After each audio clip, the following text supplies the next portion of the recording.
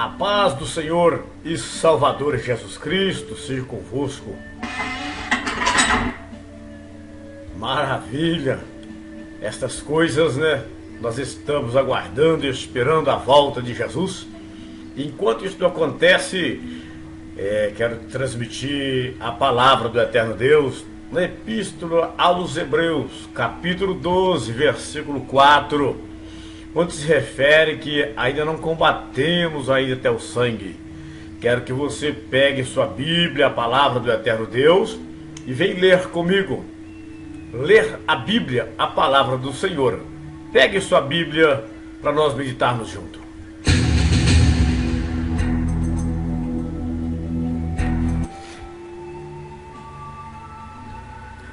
A Epístola aos Hebreus é um livro escrito ao qual nós não sabemos o autor, não é verdade?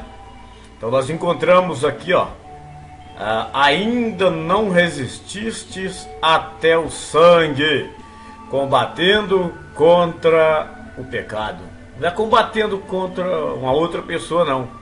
O apóstolo Paulo escreve aos Efésios, capítulo 6, versículo 10, que não é contra carne e sangue que temos que lutar, mas contra os principados, os príncipes, a potestade e hostes espirituais da maldade dos lugares celestes. Então o apóstolo Paulo escreve assim, o escritor dos Hebreus diz: ainda não resististe até o sangue, combatendo contra o pecado. É nesse pensamento que eu quero compartilhar contigo esta minha participação neste momento, nesta oportunidade. Vamos fazer o comparativo de versões bíblicas paralelo com Hebreus, capítulo 12, versículo 4. É a melhor forma de nós fazermos comparativo primeiro, para nós prosseguirmos a nossa conversa, a nossa palestra e a nossa fala.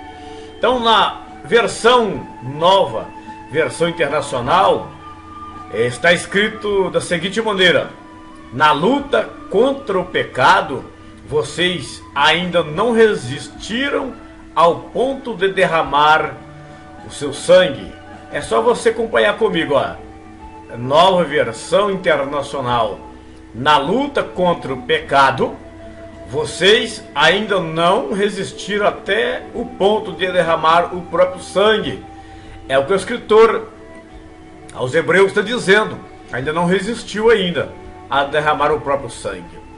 Na versão de King, nós encontramos a seguinte expressão: as provas revelam o amor do Pai.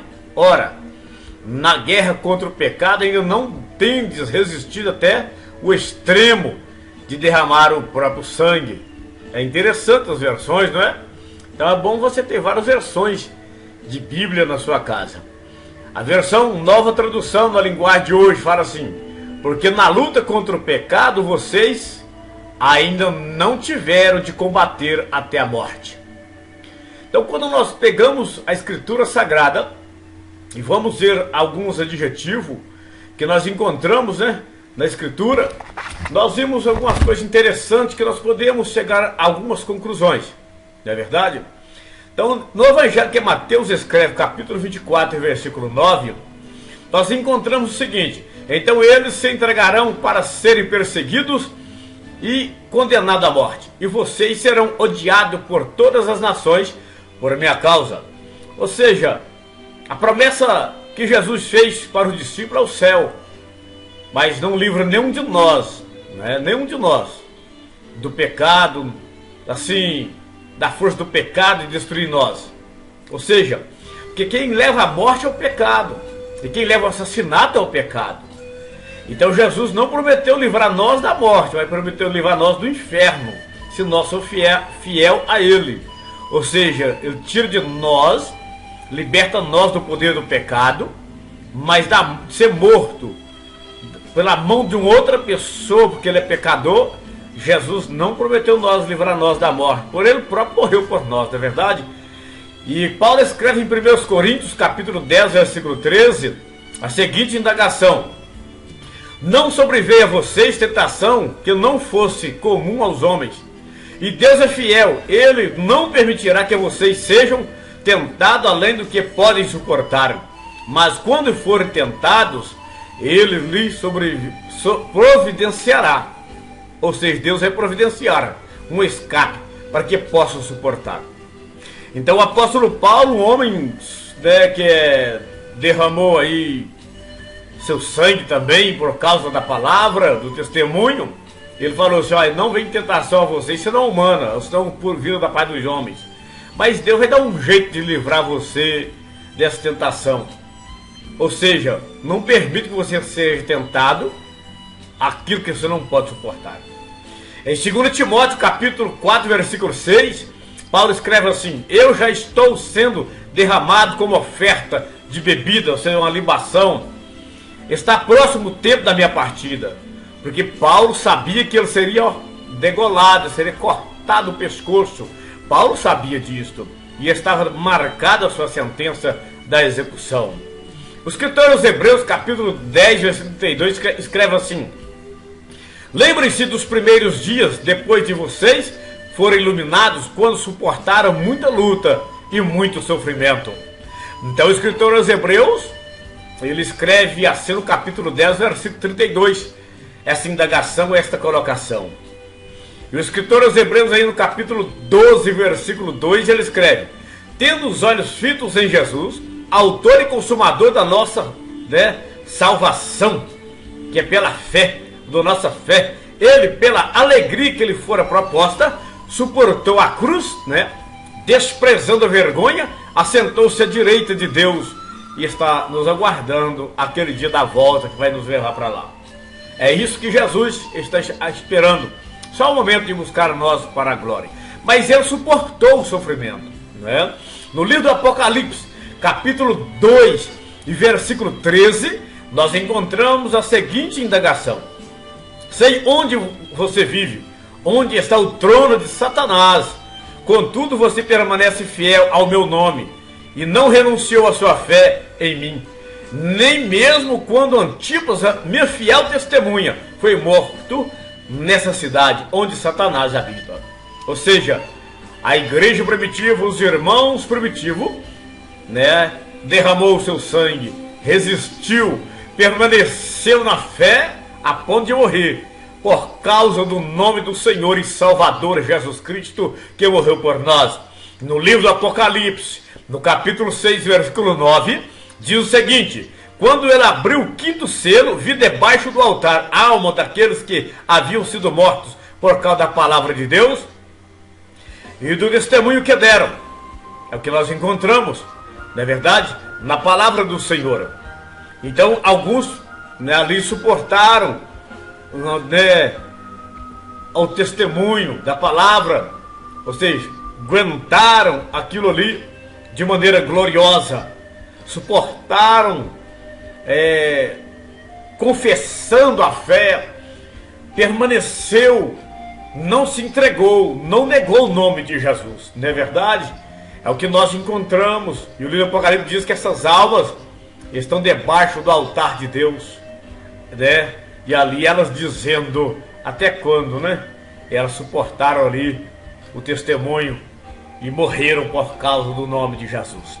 No livro do Apocalipse, no capítulo 12, versículo 11, nós encontramos uma indagação que fala assim: e eles venceram pelo sangue do Cordeiro e pela palavra do testemunho que deram diante da morte, não amaram suas próprias vidas. Ou seja, eles não tiveram sua vida como preciosa, mas se entregaram por causa do nome de Jesus. E no livro do Apocalipse, no capítulo 17, versículo 6, veja aqui que eu pus a ilustração para você ver, que diz assim: vi que a mulher estava embriagada com o sangue dos santos, o sangue dos testemunhos de Jesus, que a vi, fiquei muito admirado. Quando João viu esta mulher, né, embriagada com o sangue dos santos. Que mulher é esta? É uma religião. Esta religião, ela mata por causa das indulgências, né? Então ela é figurada como uma mulher. E esta mulher está embriagada com o sangue dos santos. Esta mulher mata por causa da prostituição, né? Esta mulher mata por causa do adultério. Ou seja, ela leva a pessoa a adulterar, leva a pessoa a prostituir e por fim leva a pessoa a ser assassinado. É a religião que não se preocupa em ensinar que não pode prostituir, não leva a sério, ensinar sério, doutrinar, disciplinar que não pode adulterar. É a religião que não se incomoda com as almas dos homens, ela se incomoda com dinheiro, indulgência. Então é fácil de identificar essa religião. Ela então é simbolizada no livro do Apocalipse, uma mulher embriagada com o sangue dos santos do Senhor. É por isso que o livro aos Hebreus escreve: ainda não resististe combatendo até o sangue, porque alguém nega o nome de Jesus, não combate até a morte. Ele prefere entrar pelo caminho que esta religião, se apregoa. Esta mulher embriagada se apregou a liberdade ou a libertinagem, viver como quer. Ou seja, não toque nesse assunto do pecado comigo, não fale em pecado comigo, eu não estou nem aí para o pecado. Essa religião não incomoda com o pecado dentro da congregação. Então é fácil de identificar. Ainda no livro do Apocalipse, capítulo 18, versículo 24, diz assim: nela foi encontrado o sangue dos profetas e dos santos e de todos que foram assassinados na terra. Qualquer assassinato que tem na terra, inclusive foi Caim que matou Abel, por causa de quê? Religião. Caim queria ter privilégio, essa religião procura privilégio na face da terra. Então, meu prezado amigo e meu irmão e minha irmã que me ouve nesse exato momento, saiba, foge dela, sai dela, povo meu. Se você abrir sua Bíblia no livro do Apocalipse, no capítulo 18, versículo 4, você vai ver a indagação, a expressão: sai dela, povo meu, da Babilônia. Ou seja, a religião babilônia, onde adora todo tipo de ídolo. É isto que é a mulher embriagada com o sangue do servo do Senhor. E neste momento eu quero dizer para você que nós estamos pregando a verdadeira palavra do eterno Deus. Não temos vergonha de anunciar a verdadeira palavra do eterno Deus. E você que está me assistindo este vídeo, saiba que você também pode fazer a diferença. Sair dela, sai da Babilônia, sai desta religião que embriaga os povos com sangue de pessoas, suga todo tipo de sangue, de todas as maneiras, não preocupando com as almas dos homens. Não ensina que devemos viver em santificação, purificação e redenção pelo sangue de Cristo. Não é por causa da tradição de religião, não. Temos que regenerar e sermos batizados como Jesus foi batizado. Como os apóstolos batizavam em nome do Pai, do Filho e do Espírito Santo, mas imersão, ter a santificação. Porque João Batista diz: produzir fruto digno de arrependimento, temos que arrepender. É arrepender para ser batizado. Não é batizar nem sabendo o que está fazendo. É isso que diz a Escritura. E que o Deus de Israel continua te abençoando no nome do Senhor e Salvador Jesus Cristo, dando a você entendimento de que precisamos combater contra o pecado até o sangue, até a morte. Não se entregar ao pecado, não fazer parte desta mulher embriagada, mas fazer parte da igreja redimida, resgatada, santificada, lavada pelo sangue do Cordeiro que foi morto na cruz do Calvário. A paz do Senhor e Salvador Jesus Cristo seja contigo.